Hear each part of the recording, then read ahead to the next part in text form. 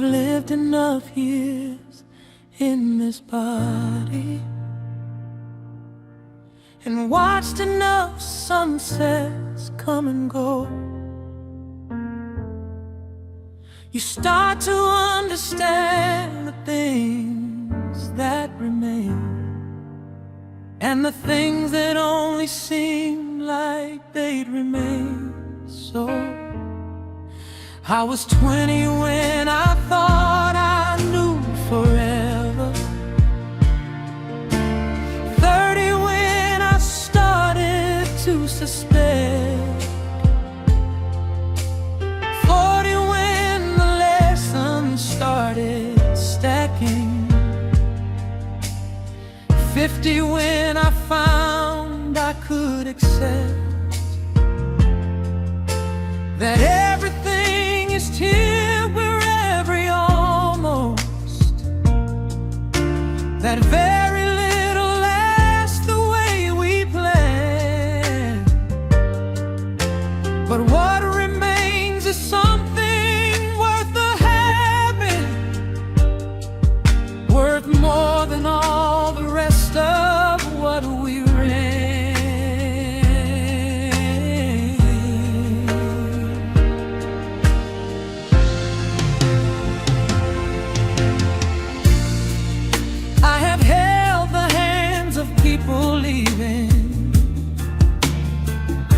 I've stood beside the beds and said goodbye, have walked back through the doors of empty houses and learned the way that love persists despite. I have sat beside my father's hospital window, watching him grow small inside his skin, and found that everything that I had given him was flowing back to me from within. Because love is the thing that keeps on happening, even when the vessel is no longer there. The things he taught me walking by the river are still walking in me, still somewhere.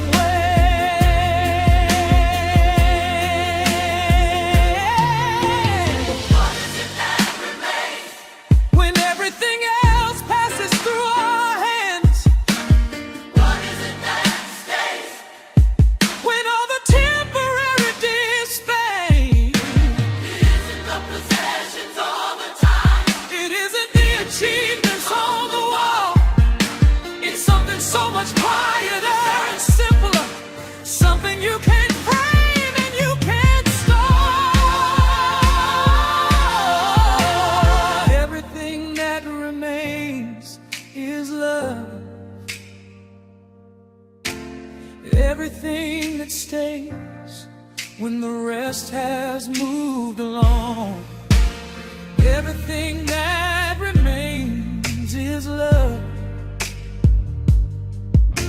The look in someone's eyes, the place you feel you belong. The stories that your children tell their children, the way a stranger's kindness shaped your world. Everything that remains when the rest is gone is love. Just love. It's always only love.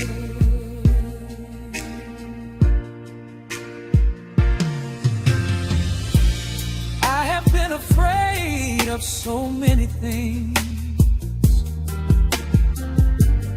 in my years of walking through this life. Been afraid of failure and of losing. Been afraid afraid of silence and of strife. Been afraid of not becoming something. Been afraid of disappearing into days, of spending all my time on nothing lasting, of finding at the end I lost my way. But here at this age I can finally tell you the fear was mostly in the wrong direction. The things I was afraid of losing were already less than I had given my attention. My mother used to say that on your deathbed, nobody wishes they had worked more late. Nobody says I wish I'd been less present or spent less time at the table with the great. Love of ordinary family around them. Nobody wishes for the meeting they had missed. She said they wished for one more ordinary Tuesday and one more ordinary person kid. Do you believe it? Yes, I believe it. Do you know it in your bones? In my bones. That love is all that's waiting. All that's waiting. Nowhere alive at home. Arrive at home. Have you felt it? Felt it deeply. In the losing and the grief. In the grief. What remains is not the ache. Not the ache. But the love underneath. I think about the people who have loved me carelessly and carefully and wrong.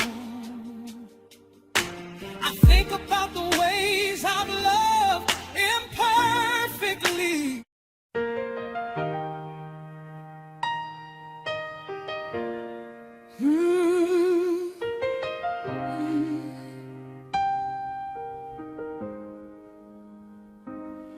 When you have lived enough years in this body and watched enough sunsets come and go, you start to understand the things that remain and the things that only seem like they'd remain. So I was 20 when I thought I knew forever, 30 when I started to suspect, 40 when the lessons started stacking, 50 when I found I could accept that everything is temporary almost, that very little lasts the way we planned. But what remains is something worth the having, worth more than all the rest of what we ran.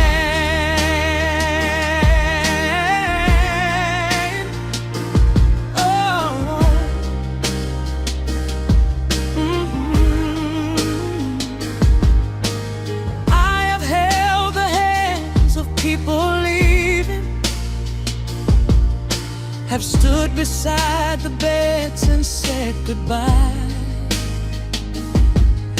Have walked back through the doors of empty houses and learned the way that love persists despite. I have sat beside my father's hospital window, watching him grow small inside his skin, and found that everything that I had given him was flowing back to me from within. Because love is the thing that keeps on happening, even when the vessel is no longer there. The things he taught me walking by the river are still walking in me, still somewhere. What is it that remains when everything else passes through our hands? What is it that stays when all the temporary disbands? It isn't the possessions or the titles, it isn't the achievements on the wall. It's something so much quieter and simpler, something you can't frame and you can't stop.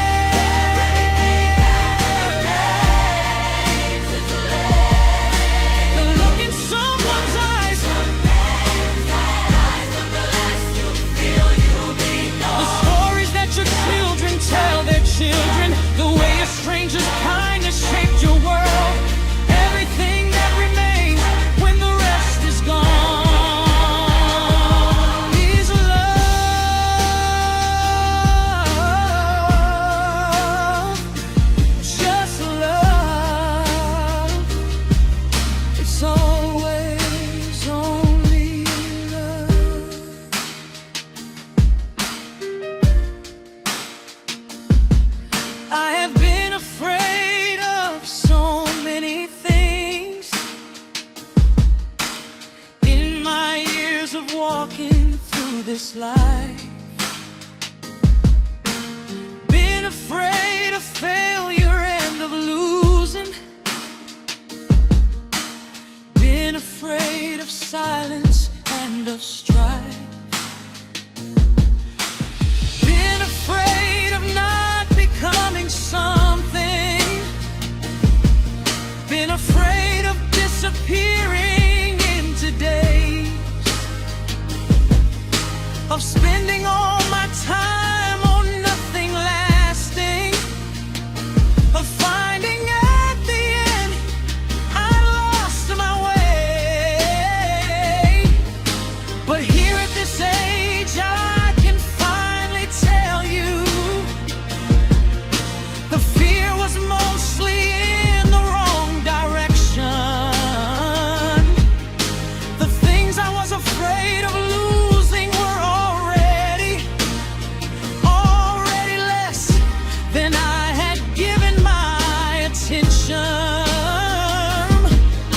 My mother used to say that on your deathbed, nobody wishes they had worked more late. Nobody says I wish I'd been less present or spent less time at the table with the great love of ordinary family around them. Nobody wishes for the meeting they had missed. She said they wish for one more ordinary Tuesday and one more ordinary person kiss. Do you believe it? Yes, I believe it. Do you know it in your bones? In my bones. That love is all that's waiting, Love is waiting when we finally arrive at home. Have you felt it? Felt it deeply. In the losing and the grief, The grief, that what remains is not the ache, not the ache, but the love underneath. I think about the people who have loved me carelessly and carefully and wrong. I think about the ways I've loved imperfectly and all the places where I didn't belong. But even there, even in the broken seasons, even where I hurt and was hurt in return, there was love somewhere in the architecture, some essential thing I needed to learn about the way that love persists through her, about the way forgiveness is a door, about the way that what we mean to each other stays more stubborn than we knew it would before. Let it remain.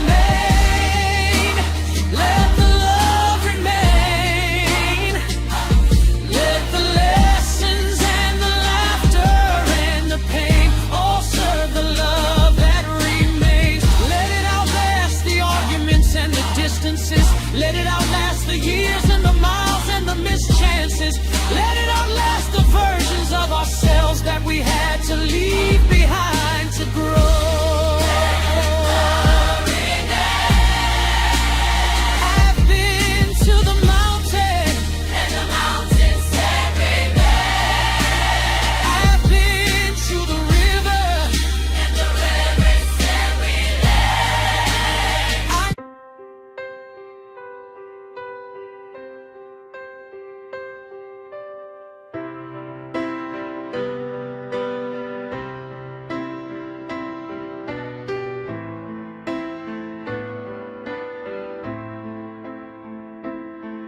There's a morning I keep coming back to. September something, I was 23.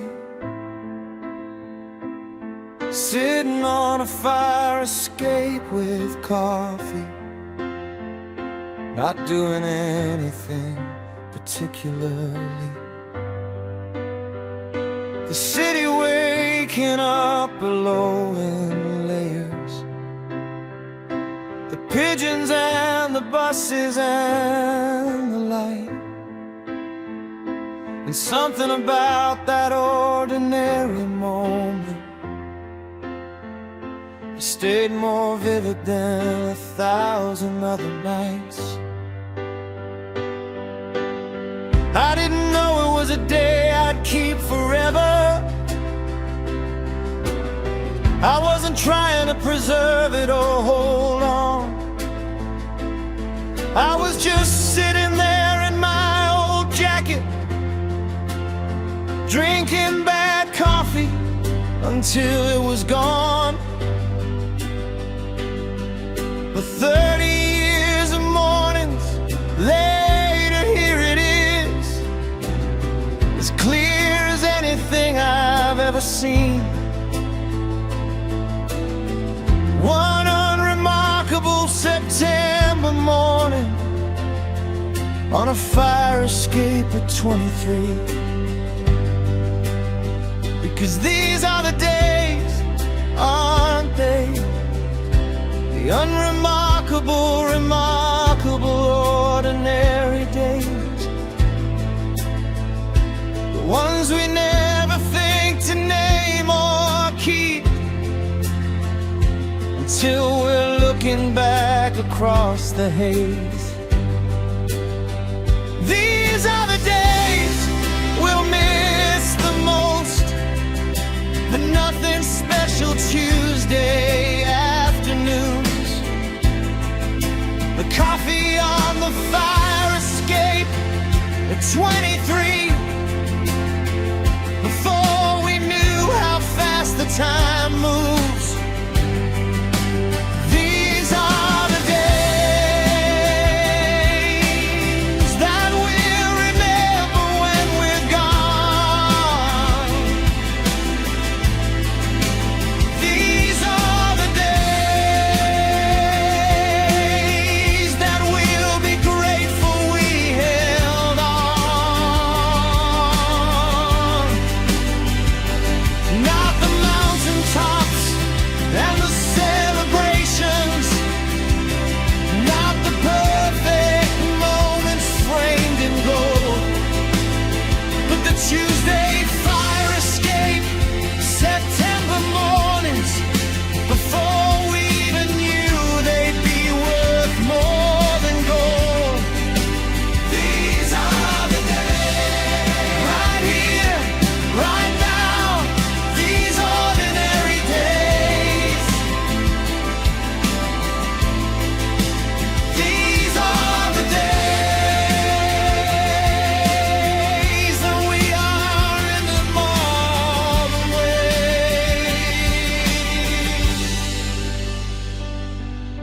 My friend Isabella had a baby last winter, screamed at me over the phone in joy. She said she's here, she's finally here, I have her. And I could hear the whole world in her voice. 3 years of trying and 100 prayers, and there she was, finally in her mother's arms. Isabella said, I don't know how to describe it, just that everything is suddenly calmed. I went to visit on a random Thursday. The baby's sleeping in a soft gray light. Isabella looked exhausted and transcendent, the way that people do on the other side of right.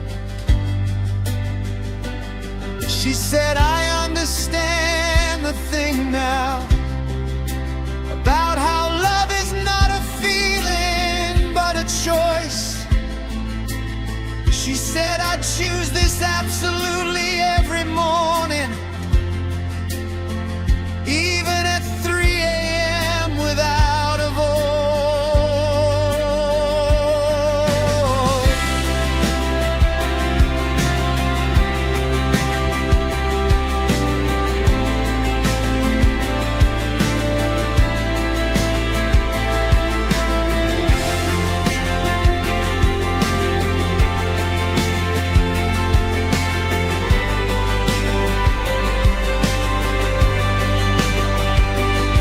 There's a man who sells coffee on my corner, has been there every morning 12 years.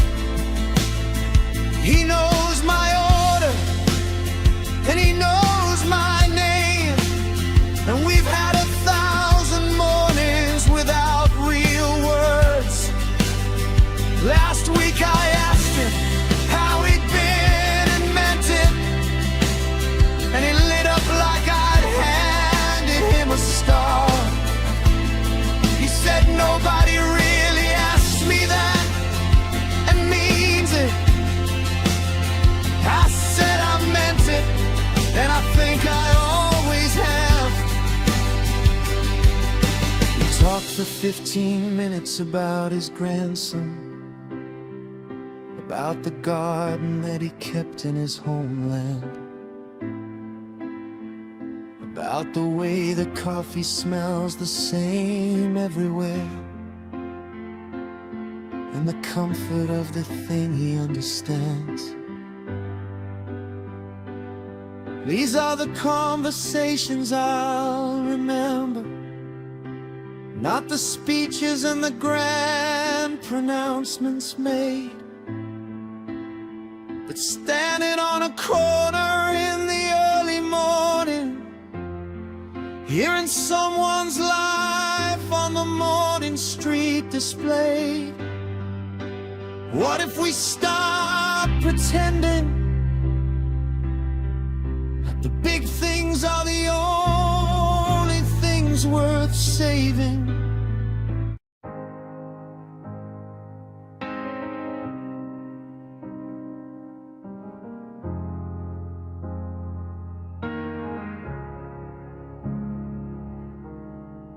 I've been walking these streets since I was 19, with nothing in my pockets but a dream. The corner of 5th and the neon laundromat, the coffee cart beside the broken steam. I learned the language of this city early, the subway map tattooed behind my eyes, the way the rain smells different underground, the way the sky turns yellow before sunrise.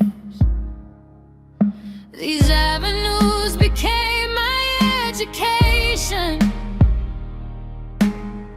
every block a classroom, every face a text. I wrote my story in the city's margins and waited for the chapter that came next.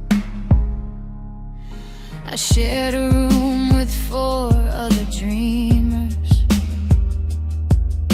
We slept in shifts and lived on instant noodles. We talked about the things we were becoming and made our plans on napkins, doodles. Amara wanted fashion, Jay wanted film, Rosa had her eye on architecture's spine. I wanted something I could not quite name yet, some shape of life I couldn't yet define. But we believed in each other absolutely,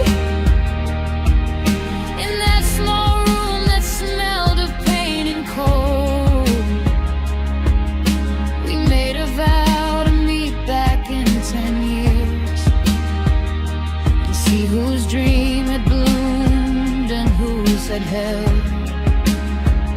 And the city heard us making all those promises. The city watched us stumble and collide. The city kept our secrets in its traffic, kept our failures buried deep inside. But the city also gave us something no one warned us of. It gave us the kind of love that only comes from choosing a place and calling it enough, and building your whole life out from its home. The city knows my name. Every crack in every sidewalk, every window in the rain. The city knows my name. Every midnight and every morning, every loss and every gain. I didn't just survive here, I became something here, in these streets that will outlast my frame. The city knows my name.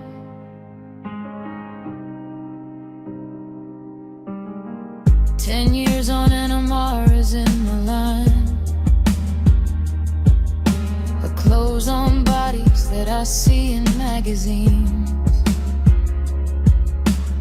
Jay has a film in festivals this autumn, and Rosa builds things I can barely dream. And me, I found the shape I was becoming, not in anything as clean as what I planned. I found it in the people and the places, in the learning how to love this island of land. I found it in the neighbor who brought soup when I was sick for 3 weeks in the cold. I found it in the bodega man who knew the name of every grief I'd never told. I found it in the park where strangers yoga at 6 in the morning when the light comes low.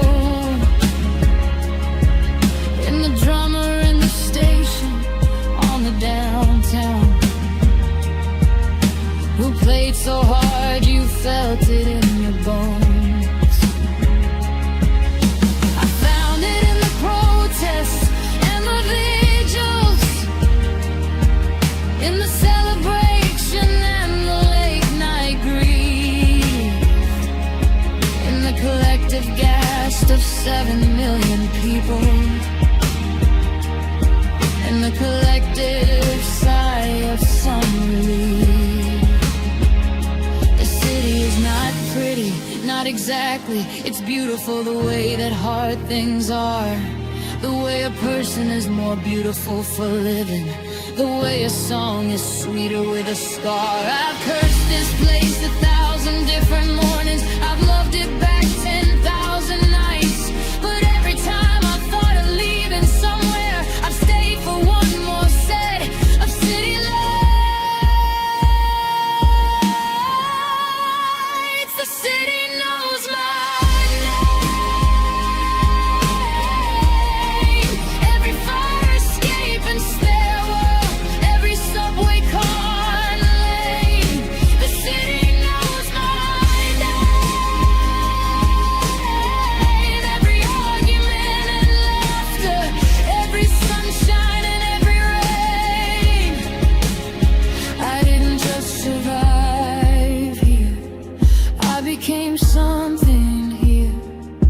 Nothing will ever look quite the same. The city knows my name.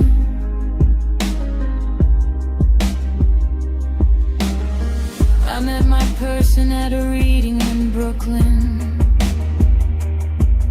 He was standing by the poetry section looking lost. He had a book of Mary Oliver open, and dog-eared pages at tremendous cost. I said, that's a good one. He said, yeah, it is. And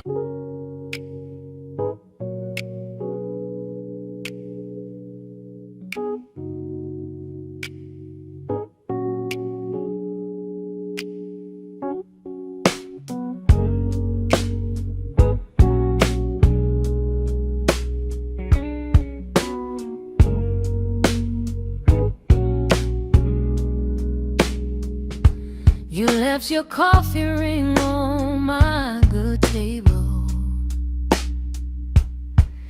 and a jacket on the chair I use for reading. You left your handwriting in all my notebooks, in the margins of the books I keep for meaning. And I looked at all of it one Tuesday morning, looked at all the evidence of you. Couldn't decide if I was irritated or if I was drowning in the residue of something so good that it leaves its traces, even in the places I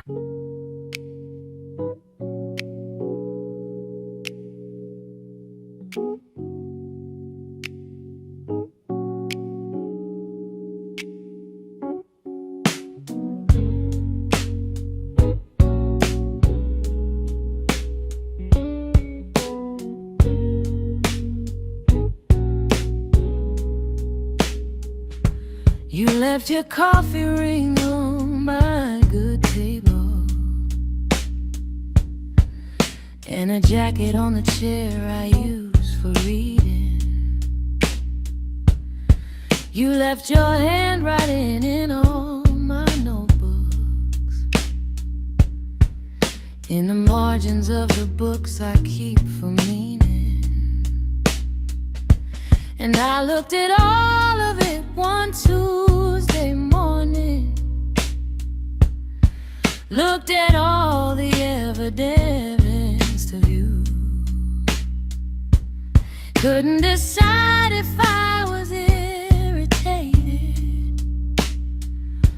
or if I was drowning in the residue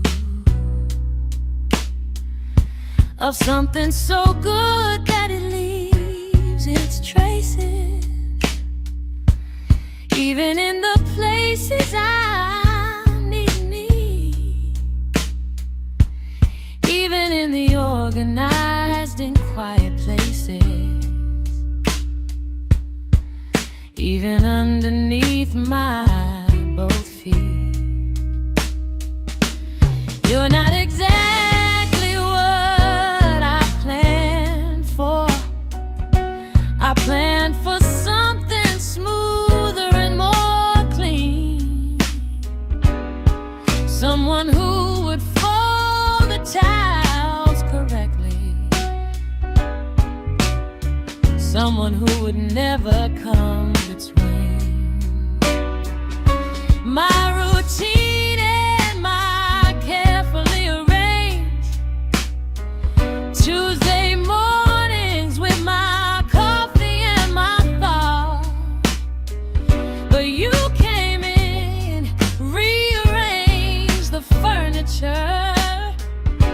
and I resented it, and then I caught myself smiling at your jacket on the chair.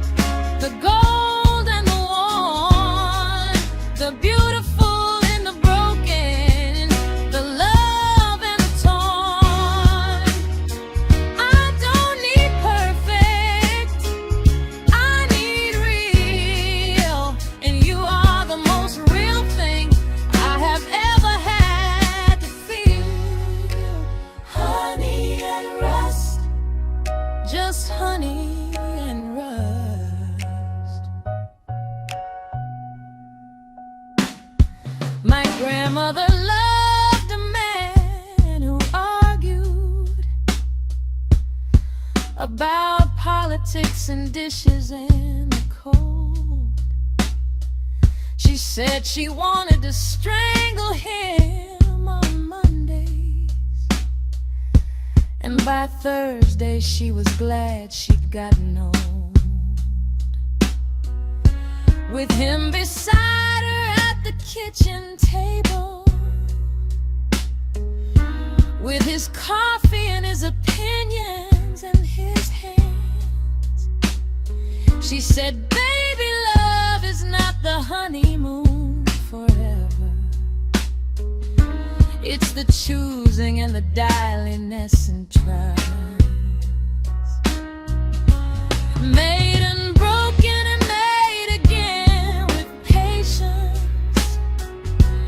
It's the learning all the corners of a soul. It's the honey in the good years, and the rust is what you find when you've gone down the hole. I was polished when I met you, I remember. Every edge of me was organized and tight. I had a schedule and a vision and a system, and I slept alone and perfectly at night. But systems don't keep you warm in December,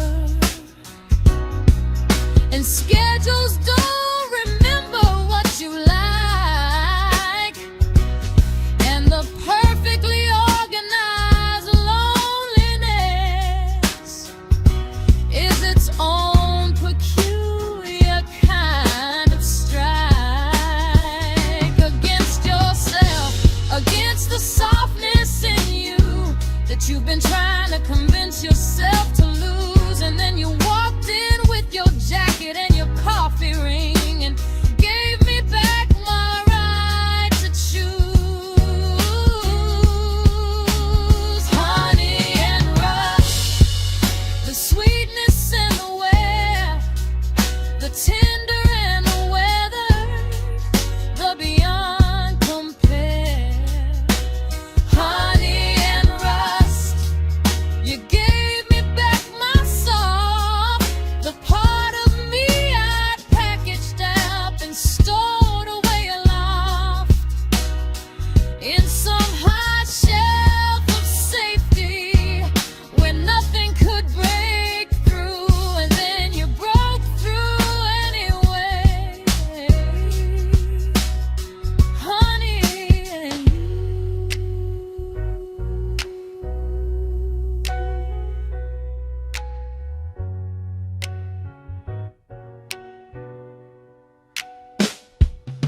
We had a fight last February.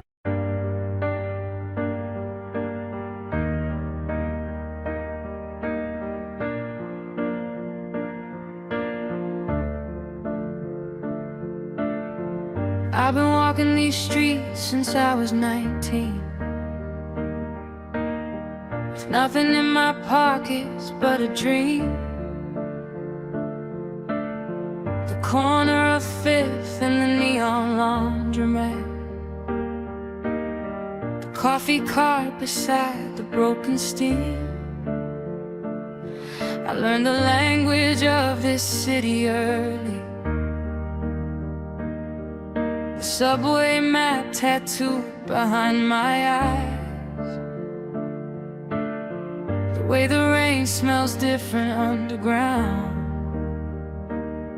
The way the sky turns yellow before sunrise. These avenues became my education. Every block a classroom, every face a text. I wrote my story in the city's margins and waited for the chapter that came next. I shared a room with 4 other dreamers. We slept in ships and lived on instant noodles. We talked about the things we were becoming and made our plans on napkins, doodles. Amara wanted fashion, Jay wanted film, Rosa had her eye on architecture's spine. I wanted something I could not quite name yet, some shape of life I couldn't yet define. But we believed in each other absolutely. In that small room that smelled of pain and cold, we made a vow to meet back in 10 years and see whose dream had bloomed and whose had held. And the city heard us making all those promises. The city watched us stumble and collide. The city kept our secrets in its traffic, kept our failures buried deep inside. But the city also gave us something no one warned us of. It gave us the kind of love that only comes from choosing a place and calling it enough, and building your whole life out from its home. The city knows my name, every crack in every sidewalk, every window in the rain. The city knows my name, every midnight and every morning, every loss and every gain. I didn't just survive here, I became something here, in these streets that will outlast my frame. The city knows my name.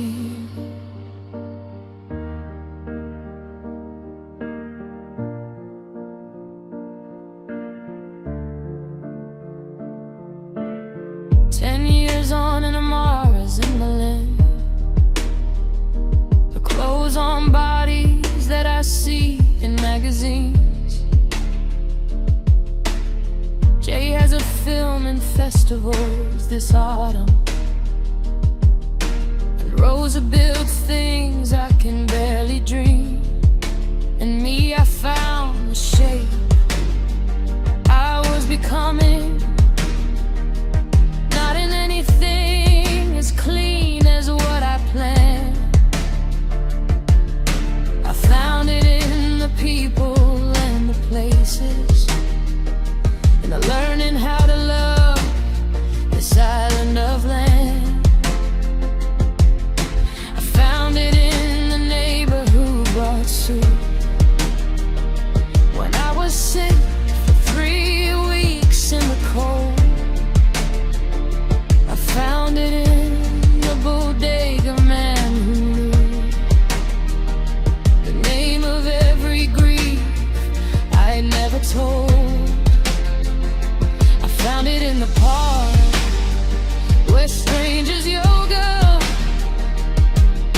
at 6 in the morning when the light comes low. In the drummer in the station on the downtown, who played so hard you felt it in your bones.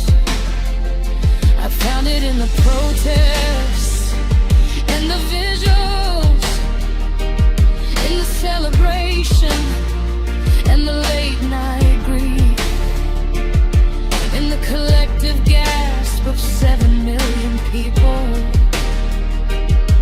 and the collective sigh of some relief. The city is not pretty, not exactly. It's beautiful the way that hard things are. The way a person is more beautiful for living, the way a song is sweeter with a scar. I've cursed this place 1,000 different mornings. I've loved it back 10 it falls at nights. But every time I thought of leaving somewhere, I've stayed for one more set of city lights. City knows my name. Every fire escape and stairwell, every subway curve and lane. The city knows my name. Every argument and laughter, every sunshine and every rain. I didn't just survive here, I became something here. Nothing will ever look quite the same. The city knows my name.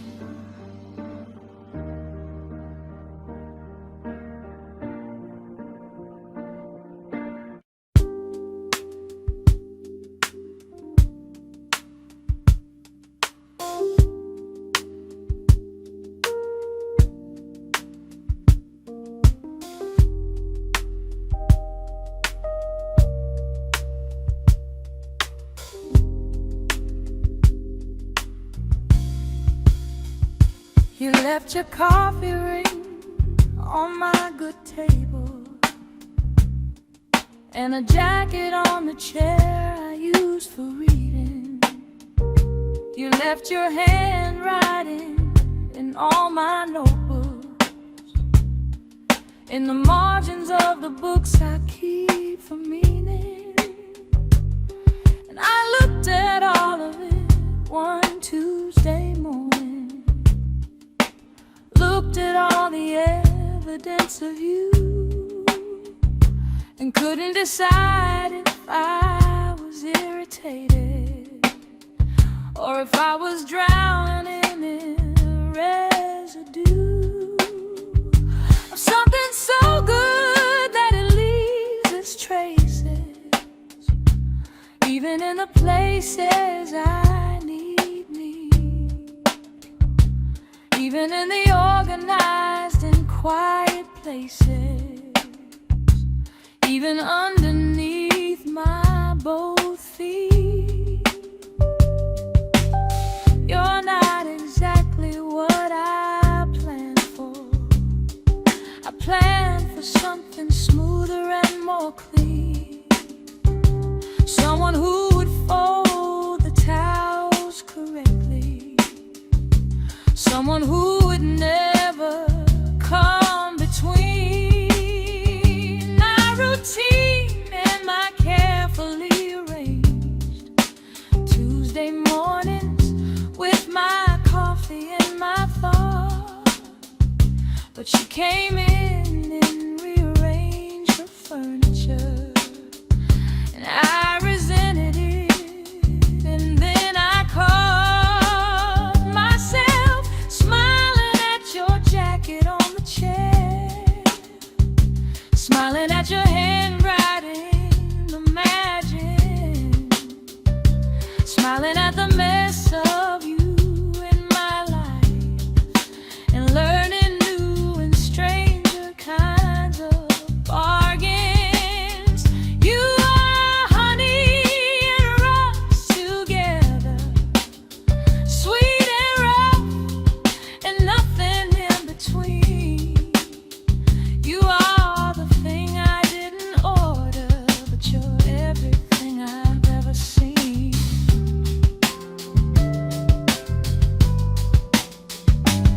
In the corner of my wanting, in the quiet of my need, you are honey and you are rust, and somehow you are everything I need.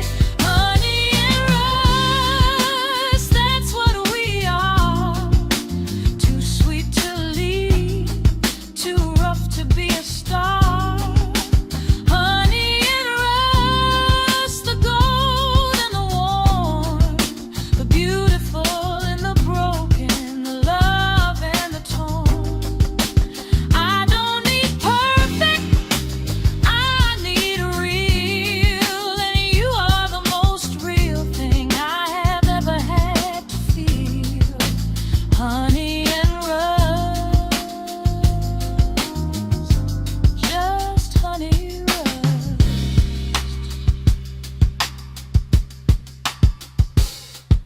My grandmother loved a man who argued about politics and dishes and the cold.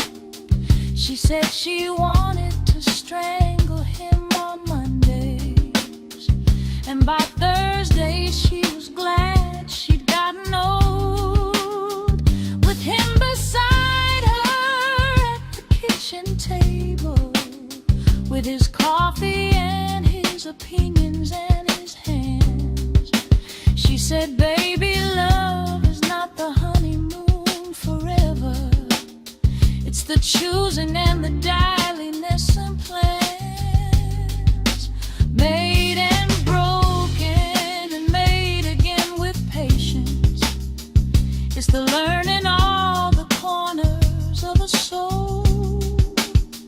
It's the honey and the good years and the rust is what you find when you've gone down the hole. I was polished when I met you, I remember. Every edge of me was organized and tight. I had a schedule and a vision and a system, and I slept alone and perfectly at night. But systems don't keep you warm in December, and schedules don't remember what you like, and the perfectly organized loneliness is its own peculiar kind of strife against yourself, against the softness in you that you've been trying to convince yourself to lose. And then you walked in with your jacket and your coffee ring and gave me back my right to choose. Honey and rust, the sweetness and the wear, the tender and the weather, the beyond compare. Honey and rust, you gave me back my soul, the part of me I packaged up and stored away aloft in some high shelf of safety where nothing could break through, and then you broke through anyway. Honey and you.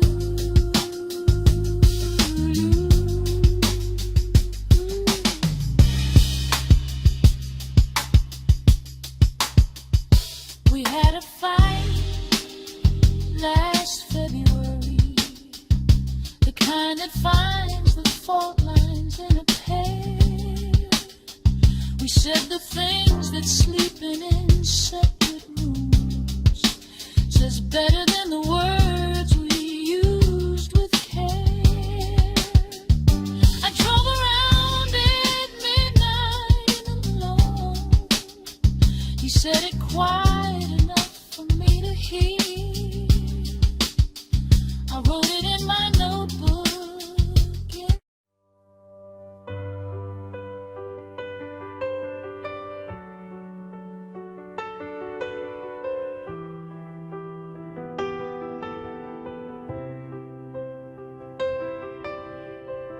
There's a morning I keep coming back to, September something, I was 23, sitting on a fire escape with coffee, not doing anything particularly. The city waking up below in layers, the pigeons and the buses and the light. And something about that ordinary moment has stayed more vivid than 1,000 other nights.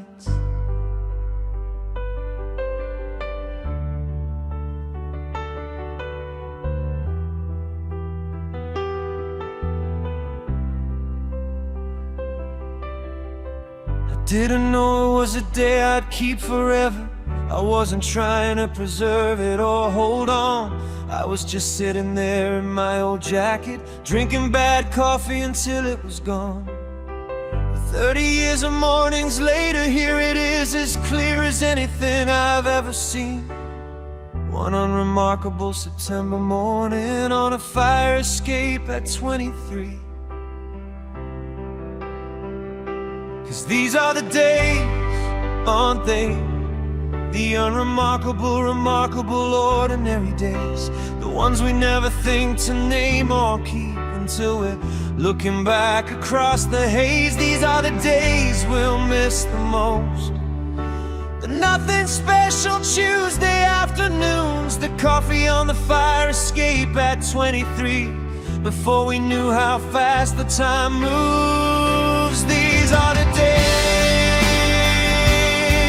that we remember when we're gone. These are the days that we'll be grateful we held on.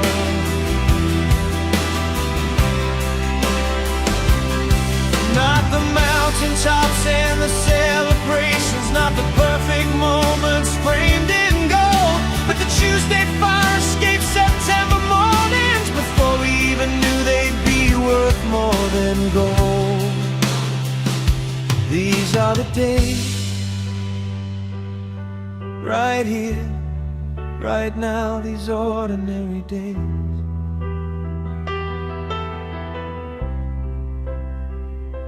These are the days, and we are in them all the way.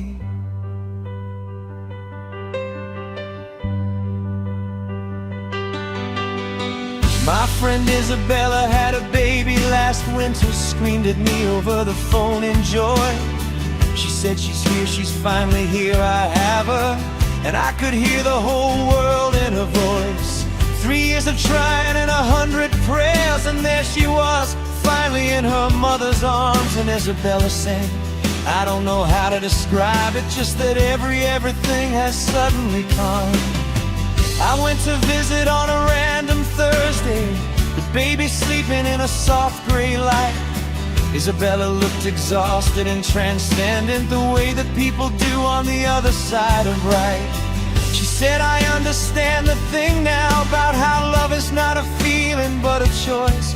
She said, I choose this absolutely every morning, even at 3 a.m. without a voice.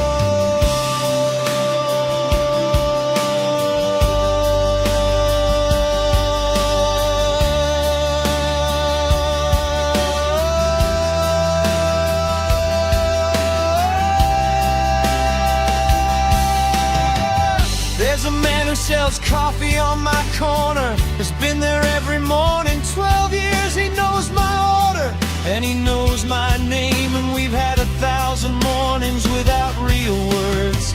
Last week I asked him how he'd been and meant it, and he lit up like I'd handed him a star. He said, nobody really asked me that and means it. I said I meant it, and I think I always have. He talked for 15 minutes about his grandson, about the garden that he kept in his homeland, about the way the coffee smells the same everywhere, and the comfort of the thing he understands. These are the conversations I'll remember, not the speeches and the grand pronouncements made, but standing on a corner in the early morning, hearing someone's life on the morning street display. What if we stop pretending that the big things are the only things worth saving? What if the fire escape at 23 was already everything? What if Isabella in the gray light Thursday was already at the center of the story? What if the corner man in his grandson's garden was already history? What if we are living in the chapter that our grandchildren will read with longing in their eyes? What if the ordinary is the extraordinary and we just haven't organized the prize? I wanna live like I believe that. I wanna wake up slow and take it in. I wanna let the Tuesday fire escapes land the way they will before the end.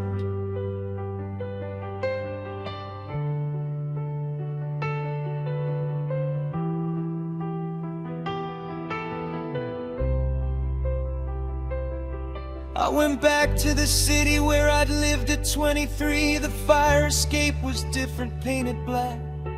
The coffee shop below had changed to something else, but the light came through the city just like that. September light, specific as a name, particular as fingerprints and tone. And I stood there on the sidewalk in the city, 30 years away and still somehow at home.